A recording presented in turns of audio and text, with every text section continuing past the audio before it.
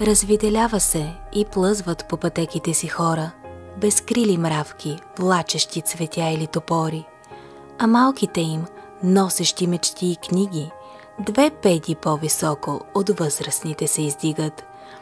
Преди да са научили да мразят или да отхвърлят, налага се поне трошица и обич да им хвърляме, и тя да им тежи с лекотата си сърдечна, понеже мравките са тленни, но пътеките са вечни.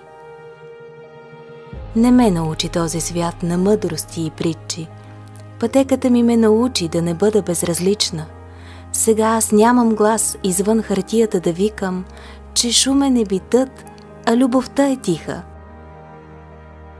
Преди светът трошлив и крехък, като бучка захар, под тежестта на думите да се е свлякал, аз моля само тишината ни да се отвори и да приеме в белотата си и мравките, и хората.